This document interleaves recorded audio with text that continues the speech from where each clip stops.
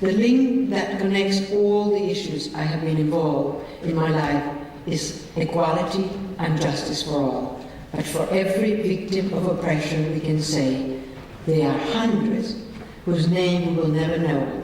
For every child, for every Muhammad, for every child that dies, or for every child that we can rescue, there are millions who died in obscurity with no one to name their pain, no one to care, and no one to stand with them to defend them. People often ask me why I have become engaged in so many issues and causes, and why I take so many risks in doing so. With all the problems we face today, for me, it is more a question of whether I can afford not to be involved.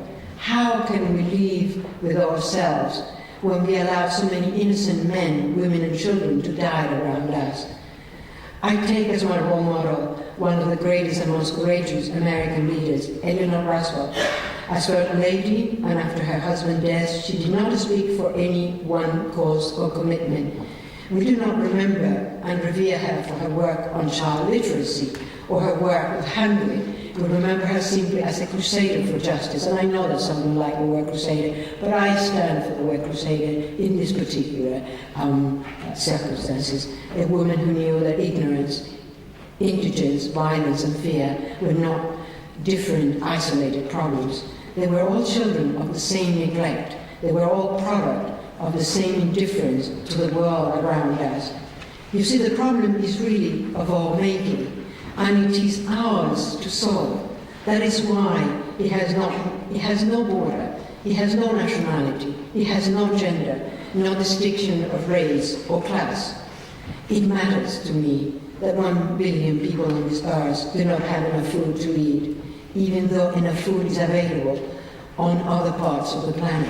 It matters to me that about 45 million children around the world will die in the next decade because rich countries have failed to meet their AIDS promises, according to a new report that just came out from Oxfam. The US and Japan have reneged on the pledge made in 1970 to provide 0.7% of the gross national income in aid.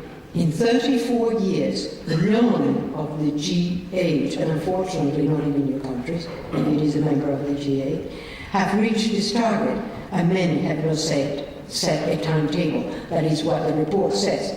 It matters to me that the gap between the rich nation and the poor developing nation is widening, and that America today has the greatest gap between the rich and the poor of any advanced nation in the world. It matters to me that they are people in death row because of their status, because of the color of their skin, and because they cannot afford to have an adequate legal representation.